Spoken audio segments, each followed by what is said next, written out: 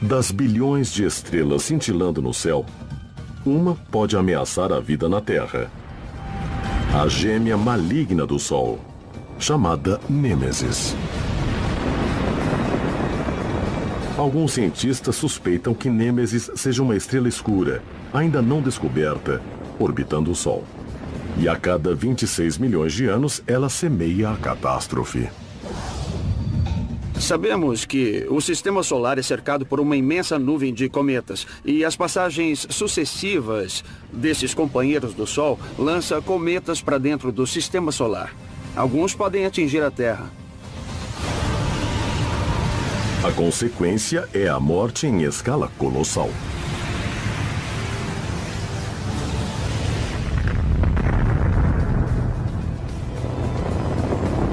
Hoje, é amplamente aceito que uma rocha do espaço causou o fim da era dos dinossauros 65 milhões de anos atrás. Hoje, nós estamos convencidos de que o motivo da extinção de uma grande fração de vida na Terra há 65 milhões de anos foi a queda de um cometa.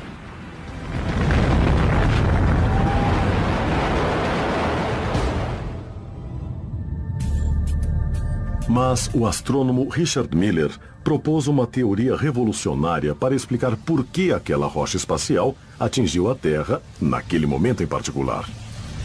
A teoria Nêmesis postula que há uma estrela orbitando o Sol em um período de 26 milhões de anos. É isso. Quase nenhuma outra suposição precisa ser feita. Miller acredita que à medida que Nêmesis se aproxima do Sol, sua força gravitacional lança cometas através do sistema solar.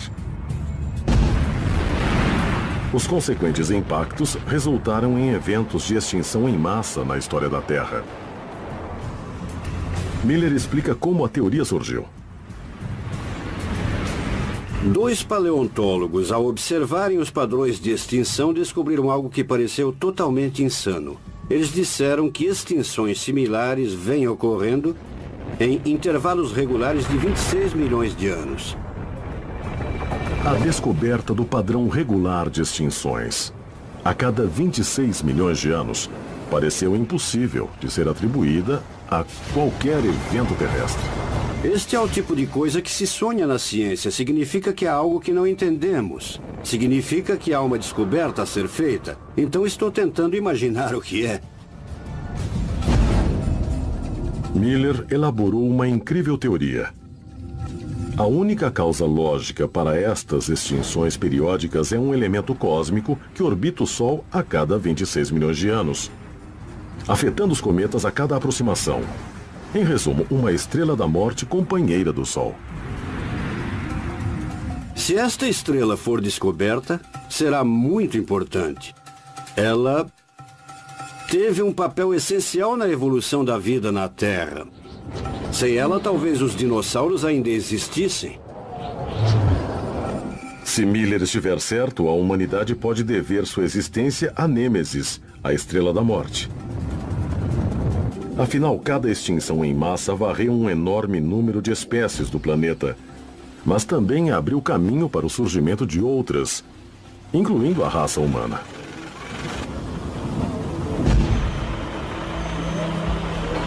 Nós podemos testemunhar a maneira como Nêmesis supostamente alterou a vida na Terra, observando um incêndio controlado em Santa Rosa Plateau, Califórnia. Ocasionalmente, eventos cataclísmicos que exterminam um vasto número de espécies ocorrem aqui na Terra. E é exatamente isso que acontece nesses incêndios controlados, em que o fogo elimina várias espécies, mas abre caminho para outras surgirem. Então eu estou vendo um incêndio atrás de nós. O que está acontecendo? Por que atearam fogo aqui? Nós estamos aqui começando este incêndio para eliminar parte desta vegetação, para exterminar as espécies não nativas e fazer com que as nativas voltem a crescer. Retornamos aqui anualmente para queimar os pedaços diferentes de terra. Assim, um estudo pode ser feito e também podemos observar o impacto que esta prática está tendo no meio ambiente. O incêndio controlado simula o tipo de extinção em massa que a estrela Nêmesis pode ter causado. Muitas espécies são exterminadas, mas a destruição abre espaço para que os sobreviventes prosperem e evoluam. Assim como os mamíferos sobreviveram e floresceram após a extinção dos dinossauros, criando condições para a evolução humana.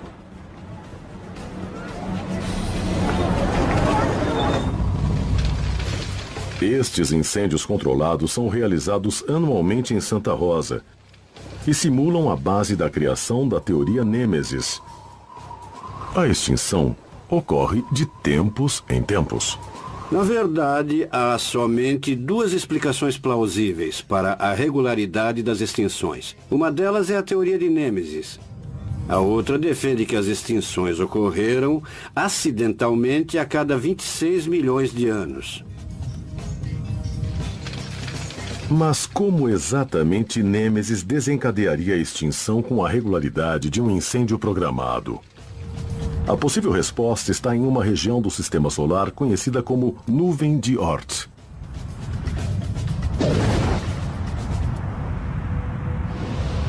A Nuvem de Oort é o local onde os cometas ficam até serem lançados em direção ao Sol. Essas coisas ficam congeladas no espaço, mais ou menos no meio do caminho entre nós e as estrelas mais próximas.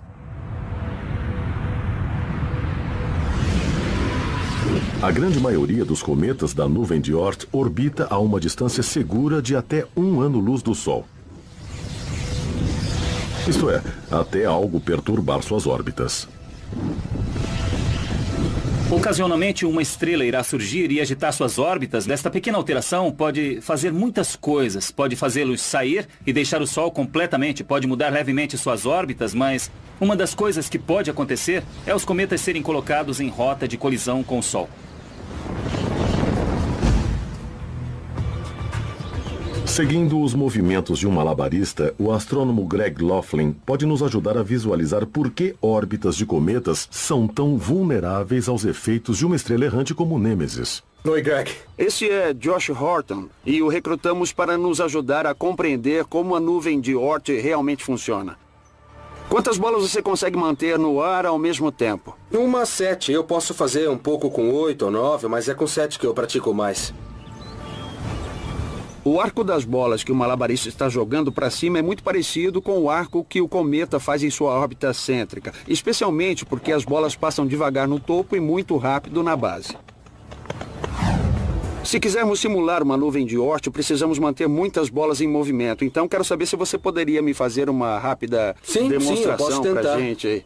Vamos começar com 2. Isso, 2 bolas. O que você vai fazer aqui é cruzar ambas as bolas no ar. Então, joga... Não. Os lances são exatamente os mesmos. Assim como a rota de um cometa. Então, cruza. Elas fazem um X no ar. Você as joga ao mesmo tempo? Não, é direita, esquerda, pega. Direita, esquerda...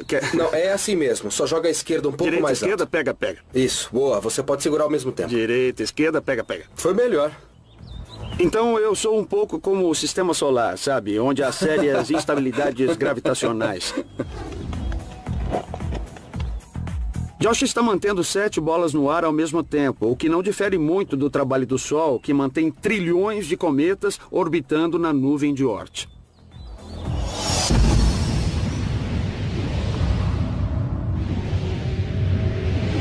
Mas, segundo a teoria Nêmesis, o delicado malabarismo do Sol é perturbado por sua irmã gêmea estelar a cada 26 milhões de anos. E como em um filme de terror, esta irmã gêmea pode ser quase invisível.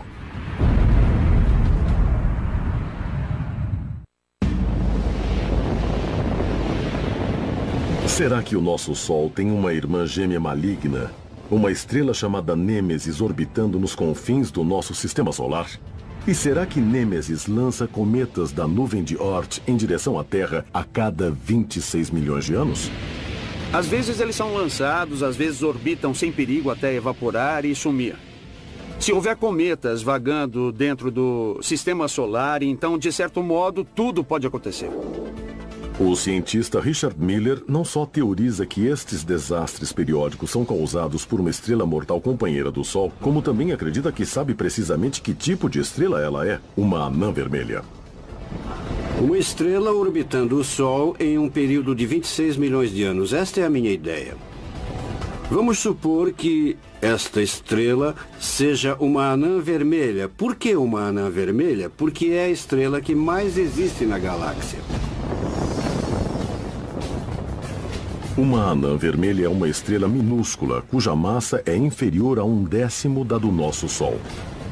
Mas como o astrônomo Greg Laughlin demonstrou, pode ter o efeito de uma bola de boliche de 4 quilos lançada nos braços de um malabarista brincando com fogo. Por si só, a nuvem de Oort é um lugar bem chato, então vamos precisar de um pouco de ação. Esses bastões representarão os cometas na nuvem de Oort. E aí, tá pronto? Acho que vou me afastar um pouco, né?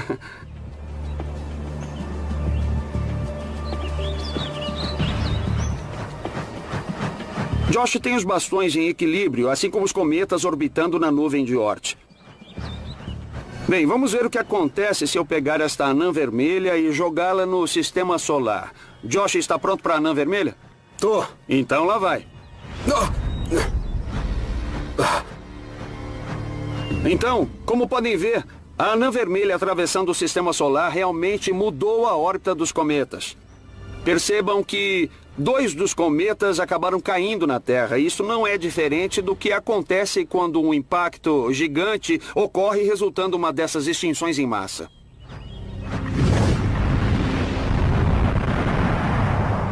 Para muitas pessoas, a ideia de que a Terra tem sido vítima de uma série de impactos causados por uma estrela da morte parece improvável. Afinal, quando olhamos para o céu, só vemos um Sol. Mas, de fato, a maioria das estrelas vem em pares.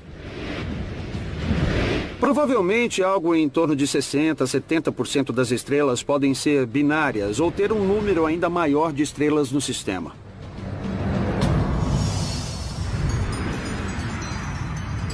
Segundo a teoria Nêmesis de Richard Miller, nosso Sol é parte de um sistema binário de estrelas.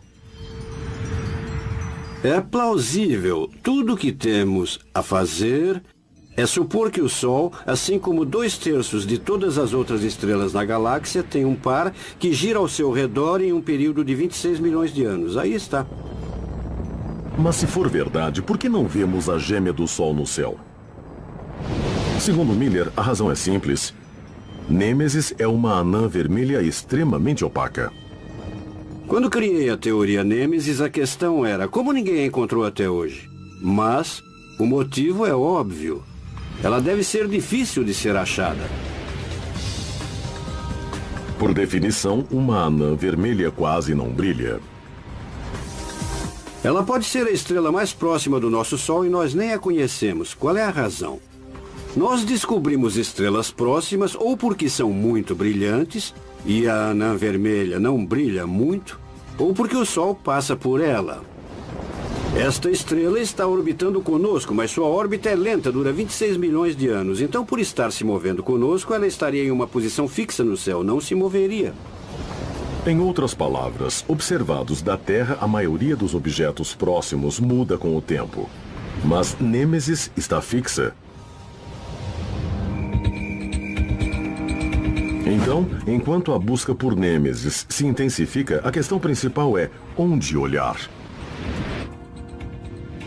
Por sorte, os cientistas sabem como estrelas binárias orbitam uma a outra e podem aplicar este conhecimento na busca por Nêmesis. Se Nêmesis e o Sol tivessem massas iguais, elas orbitariam uma a outra em um círculo vasto, mas análogo, e a busca por Nêmesis seria relativamente fácil. Mas estrelas binárias raramente têm o mesmo tamanho. 10 ou 20% das estrelas binárias têm uma composição em que as estrelas realmente são da mesma medida. E há também um grande número de casos em que uma estrela é consideravelmente maior do que a outra. Quando estrelas binárias possuem tamanhos diferentes, a estrela menor, neste caso Nêmesis, gira em uma grande órbita ao redor de sua companheira maior, neste caso, o Sol, que mal parece orbitar. Mas por que a estrela menor gira em um círculo muito maior? A resposta envolve um conceito chamado centro de massa. Um par de ginastas em uma gangorra pode nos ajudar a visualizar como isto funciona. Estrelas binárias orbitam ao redor do seu centro de massa comum. Se duas estrelas têm o mesmo tamanho, orbitam ao redor de um ponto invisível no meio, bem entre elas. Assim como a Tammy e a Carly, que estão equilibradas nesta gangorra. Nossa, vocês estão bem equilibradas. Mas ao contrário destas ginastas, Nêmesis e o Sol não são iguais. Richard Miller estima que o Sol tenha uma massa 10 vezes maior do que a de sua misteriosa irmã gêmea. E quando uma estrela binária é maior do que sua companheira, o centro de massa entre elas muda para mais perto da estrela maior. A Tammy vai nos ajudar a ilustrar isso. Tammy, quanto você pesa? Uns 60 quilos. 60 quilos? Uhum. E temos nesta extremidade cerca de 16 quilos. Você pesa pouco menos do que 4 vezes aquele peso. Então suba, vamos ver onde você precisa ficar para equilibrar a gangorra. Como Tammy pesa cerca de 4 vezes mais do que as anilhas de metal, ela precisa se mover para muito mais perto do centro de massa para obter o equilíbrio. Se Tammy e os pesos representassem estrelas binárias, as anilhas percorreriam uma órbita distante enquanto Tammy quase não se moveria. Na verdade, ambos estariam orbitando um ao outro. É um erro pensar que a estrela maior não se move e a menor gira ao seu redor. Na verdade, ambas as estrelas estão orbitando o centro comum de massa. A estrela maior se move menos e a estrela menor se move mais.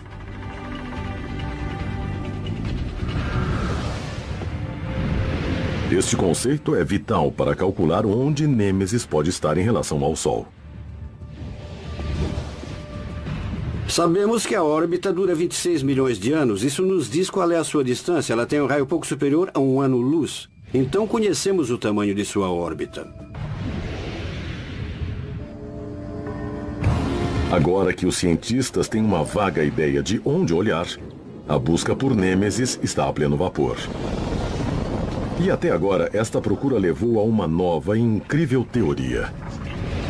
Não apenas o Sol tem uma irmã gêmea não descoberta, como o Sistema Solar pode estar abrigando um grande e desconhecido planeta.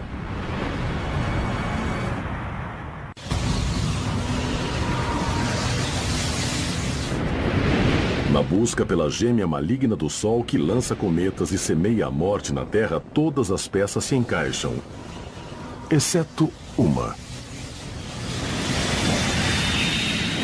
A teoria Nêmesis realmente carece que evidências concretas sobre a existência da estrela sejam descobertas para que a hipótese se sustente. Por que ainda não a encontramos? Na verdade, há alguns astrônomos que não dão muita atenção a isto. Simplesmente presumem que se a estrela existisse, já teria sido descoberta. Nós acreditamos que ela pode ser encontrada nos próximos anos. Só precisamos procurar estrelas opacas.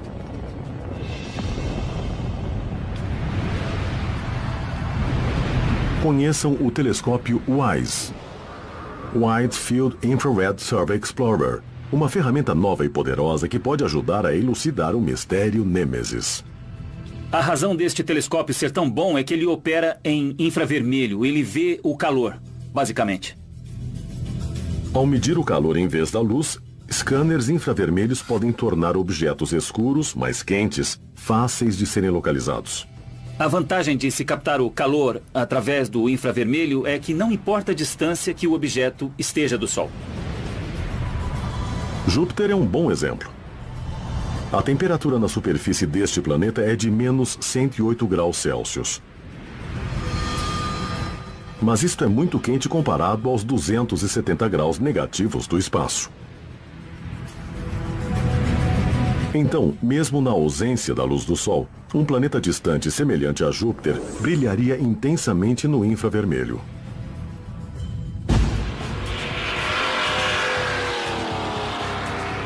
Em uma pista de corridas, podemos ver como o telescópio WISE pode ajudar a encontrar Nêmesis, explorando o contraste de infravermelho entre objetos de temperaturas diferentes. Aqui, o ronco dos motores só conta metade da história. Nós estamos aqui hoje na escola de pilotagem Drive Tech para entrarmos em um carro de corrida que dará várias voltas nesta pista. A ideia é filmar o carro com a câmera infravermelha e mostrar coisas que são quentes, mais quentes que os objetos ao redor e que brilham nas lentes desta câmera.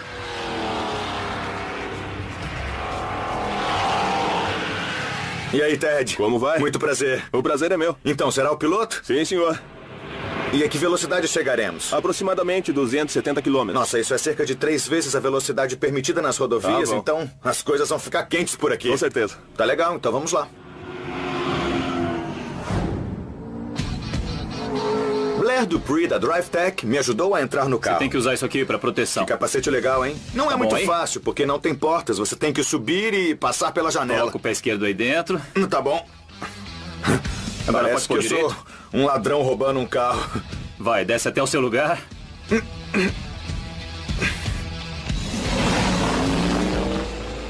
Estar naquele carro de corrida foi muito empolgante. Enquanto dava as voltas, eu pude realmente sentir as forças G. Fez uma ótima volta, né? Ah, deu sim. Eu tô feliz por ele ter sido o piloto. Eu não poderia fazer isso. Eu tava tão assustado e eu nem era o motorista. Com o carro devidamente aquecido, uma câmera infravermelho FLIR, montada pelo perito em imagens termais Ross Overstreet, vê tudo, literalmente, sob uma nova ótica.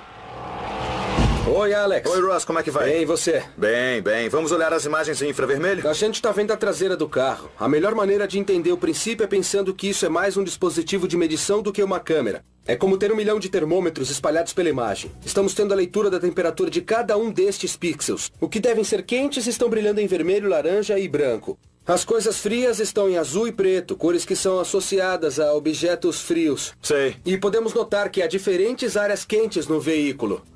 Eu tô vendo umas variações nos pneus. Olha só, tem um pneu que tá um pouco mais quente que o outro. O pneu direito está mesmo mais quente do que o esquerdo, porque tinha mais força aplicada nele durante as voltas. Que temperatura temos no pneu mais quente?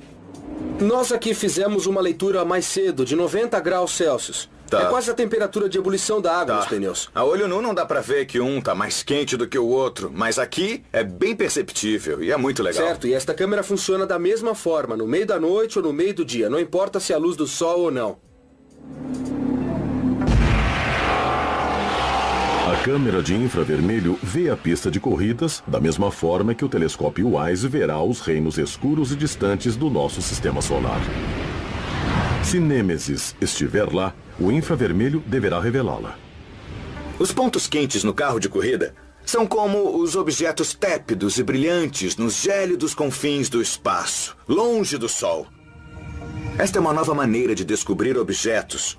Corpos muito opacos para serem vistos através de um telescópio normal, mas brilhantes o suficiente para serem detectados pelo infravermelho. O telescópio WISE completou sua pesquisa no espaço em 2011, mas na busca por Nêmesis, os resultados ainda são inconclusivos. A missão WISE vai levar muito tempo para ser analisada, pois uma quantidade imensa de dados foi coletada pelo telescópio. Cerca de metade das candidatas a Nêmesis ainda não foi estudada, mas nos próximos anos esperamos que a teoria seja comprovada ou derrubada.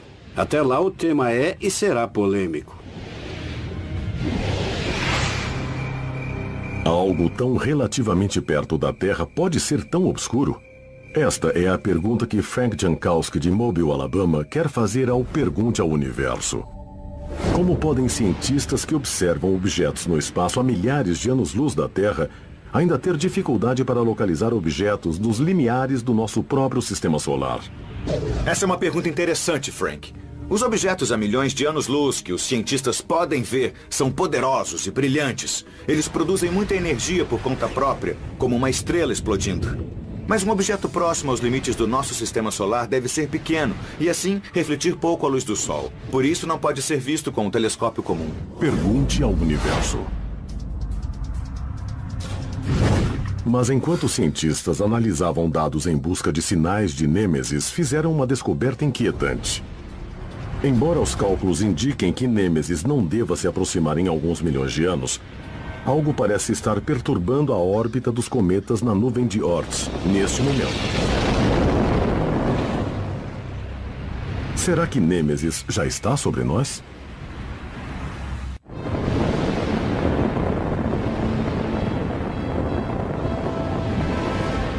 Desde a criação da teoria Nêmesis, os astrônomos estão à procura de uma estrela vermelha e opaca que periodicamente afeta a órbita dos cometas na nuvem de Oort. Como resultado, os cometas são lançados no sistema solar para encontros catastróficos, inclusive com a Terra, a cada 26 milhões de anos. Mas ao estudar a nuvem de Oort, os cientistas encontraram evidências preocupantes de que algo está afetando a órbita dos cometas agora. Será que Nêmesis já retornou? Se o Sol fosse sozinho e Nêmesis não existisse, então os cometas na nuvem de Oort seriam todos previsíveis e suas órbitas regulares. Seriam bem exatos quanto à data de chegada e a de partida.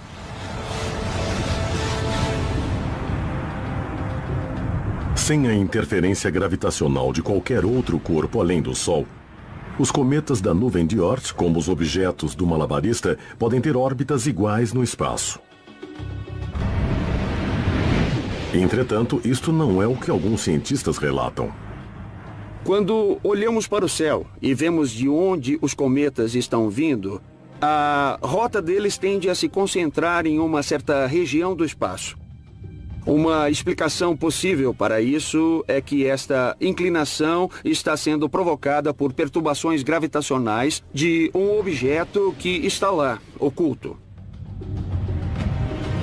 Com base nestas observações, os cientistas supõem que um grande objeto está perturbando a nuvem de Oort.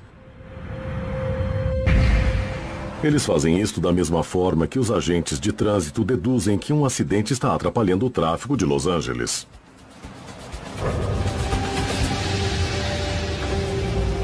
Então, Marco, onde estamos? Que sala é esta? O mapa que temos aqui na parede é o do nosso sistema de rodovias e, como pode ver, ele mostra as autoestradas mais importantes de Los Angeles. Os pontos verdes representam o fluxo de tráfego normal. Já os vermelhos indicam que algo está fazendo o tráfego congestionar.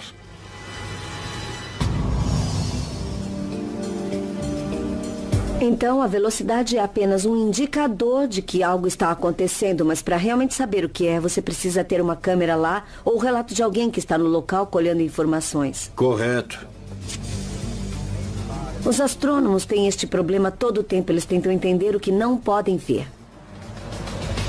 Na astronomia, frequentemente deduzimos a existência de algo. Não porque podemos vê-lo, mas porque notamos a influência que a coisa tem nos objetos ao redor.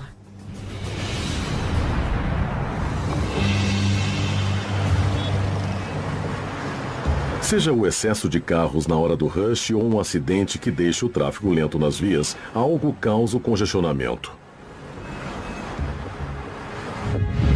E como os cientistas veem um congestionamento similar na nuvem de Oort, seria Nêmesis a causadora? Este lugar é impressionante. Você tem várias câmeras, sensores de dados, relatórios da Patrulha Rodoviária da Califórnia. É muito mais informação do que os astrônomos têm para trabalhar. Se tivéssemos câmeras remotas nos limiares do nosso sistema solar, saberíamos muito mais sobre ele.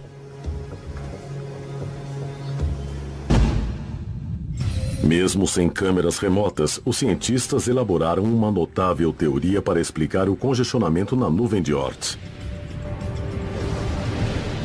Segundo esta teoria, o culpado por perturbar a nuvem de Oort não é Nêmesis, mas é algo igualmente impressionante. Um planeta gigante não descoberto, 4 vezes maior que Júpiter. Em resumo, o maior planeta do Sistema Solar.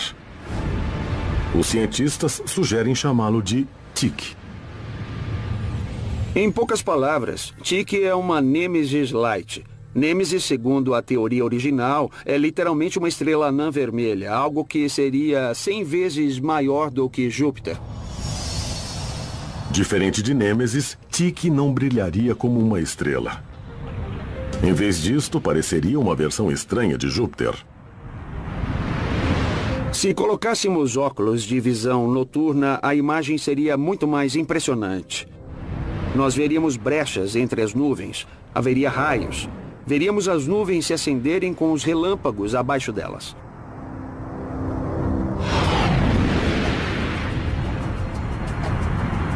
Tyche pode perturbar a órbita de cometas na nuvem de Oort, mas não pode ser a fonte das periódicas extinções na Terra. Primeiro, sua suposta posição o coloca em uma órbita de 1 milhão de anos, não de 26 milhões como Nêmesis. Segundo, Tyche é muito pequeno. Tyche realmente não tem força gravitacional para deslocar cometas e lançá-los na Terra, causando extinções periódicas, realmente reorganizando a nuvem de Oort. Os únicos efeitos que ele causaria seriam pequenas inclinações, mas não teria força para lançar cometas aparentemente vindos de lugar nenhum.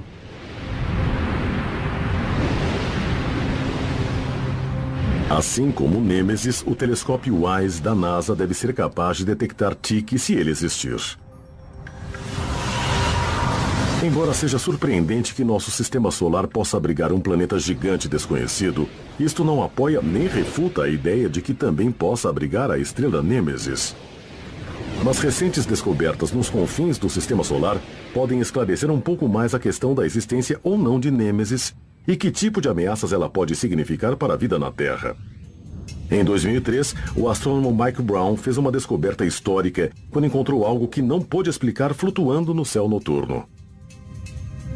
Eu me lembro do dia em que descobri Sedna. Olhando para ele na tela do meu computador, olhando aquelas imagens, minha primeira reação foi: isto não pode ser real, está tão distante, não existe nada assim no sistema solar.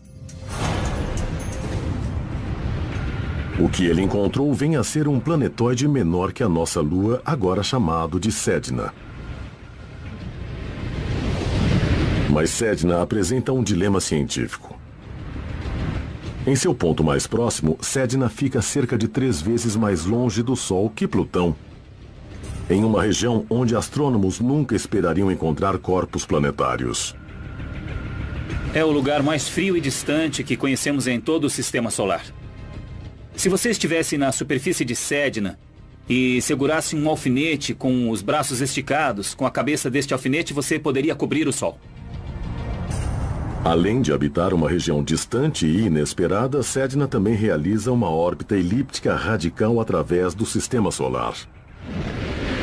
A questão é que não há nada próximo ao Sedna que explique esta órbita tão distante e tão extrema. No local onde ele está agora, nada pode afetá-lo. Sedna não chega perto de nenhum planeta e nenhuma estrela jamais chegou perto dele. Então, o que fez Sedna entrar nesta órbita singular? Em teoria, teria Nêmesis, a estrela da morte, alguma coisa a ver com isso?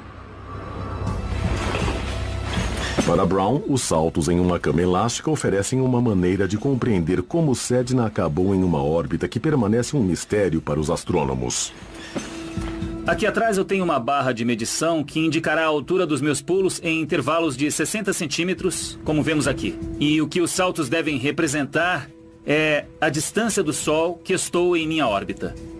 Em uma órbita planetária normal, em uma órbita planetária circular, o planeta gira em torno do Sol, permanecendo sempre a mesma distância do Sol. É a mesma coisa comigo aqui na cama elástica, sempre a mesma distância do chão. Em outros tipos de órbitas, em vez de um movimento circular, podemos ter um movimento elíptico ao redor do Sol. O corpo se afasta do Sol e volta em direção a ele. O corpo se afasta e retorna. Isto seria como pular desse jeito na cama elástica. A gravidade nos mantém em órbita. Então, quando atingimos o ponto máximo no salto, a gravidade nos puxa de volta.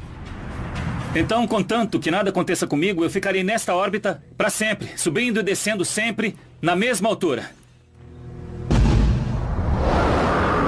Mas algo incomum afetou Sedna. Uma força misteriosa o lançou em uma região onde nenhum corpo planetário deveria existir. Alguns suspeitam que essa força tenha sido Nêmesis. E se a gêmea maligna do Sol estiver lá, os cientistas poderão dizer exatamente quando veremos os terríveis sinais de seu retorno.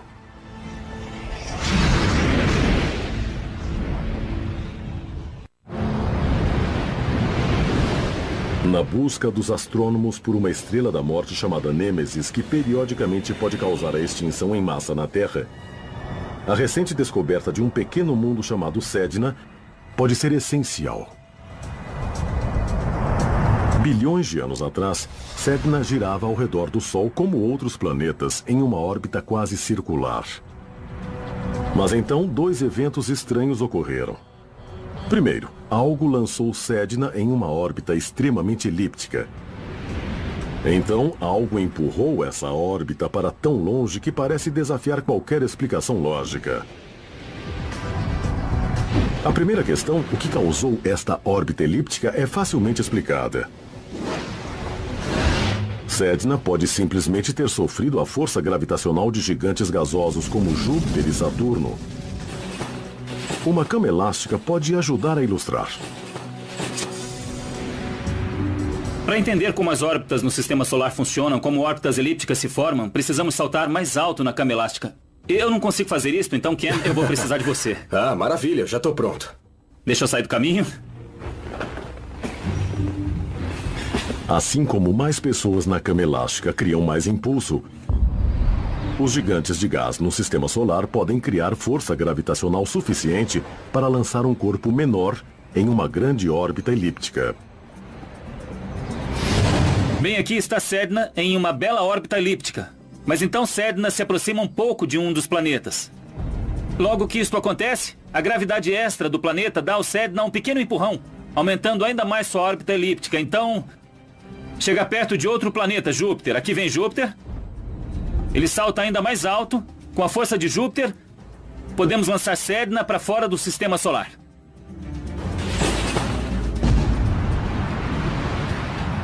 A força gravitacional gerada por Júpiter e Saturno pode explicar por que a órbita de Sedna tem formato elíptico, mas não como ele foi parar em uma região longínqua do sistema solar, onde os cientistas nunca esperariam encontrar um corpo planetário.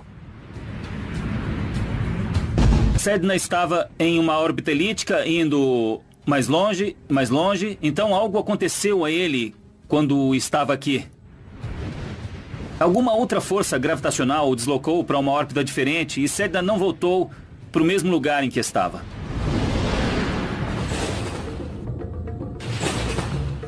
É como se uma segunda força gravitacional estivesse passando por lá e arrastasse Sedna para outra cama elástica. Então ele orbitaria uma região inesperada. A resposta mais provável é a de que havia uma outra estrela muito, muito próxima do Sol no momento em que Sedna realizava este processo. O sistema solar provavelmente se formou de um grupo de estrelas, então encontros com estrelas próximas e até planetas isolados eram muito mais comuns durante o início da formação do sistema solar. A maioria desses irmãos e irmãs solares há muito já se foi. Mas segundo a teoria Nêmesis, um deles ainda está lá. Ainda girando em torno do Sol, ainda causando caos periodicamente entre os cometas e ainda esperando para semear a morte na Terra mais uma vez. Se isso estiver correto, as gerações futuras enfrentarão uma ameaça monumental quando Nêmesis retornar. Daqui 10 milhões de anos. A Lua, Marte... Os planetas basicamente permaneceriam nas mesmas condições atuais. Na Terra, as cidades poderiam não estar lá, mas os continentes ainda estariam quase no mesmo lugar em que estão agora.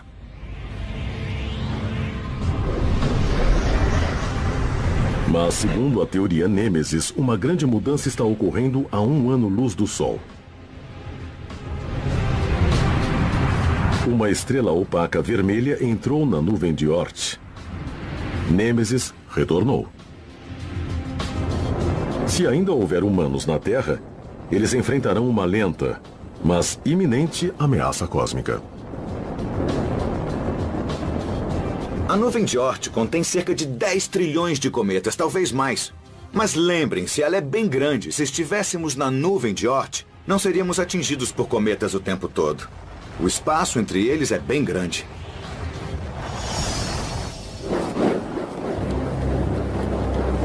Como uma bola de boliche nas mãos de um malabarista, Nêmesis simplesmente empurra alguns cometas para fora de seu caminho. A nuvem de Oort tem uma região vazia no meio. Foi limpa por Júpiter e pelo Sol. Nós vivemos nesta região. Mas com a aproximação de Nêmesis, o interior do sistema solar se tornará um estande de tiro. No começo haverá um pouco mais de cometas que o normal e de repente serão só cometas passando a toda hora. E no auge, poderá haver de 1.000 a 10.000 cometas por ano no céu.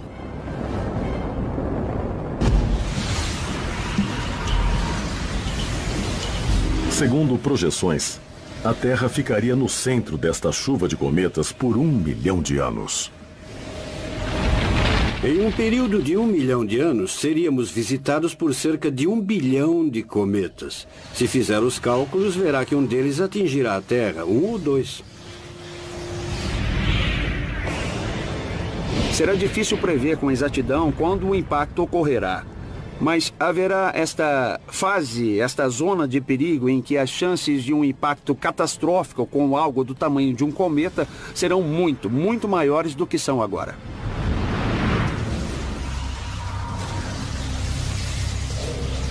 Será que o impacto levaria a outra extinção em massa na Terra? Talvez, mas somente se deixarmos isso acontecer.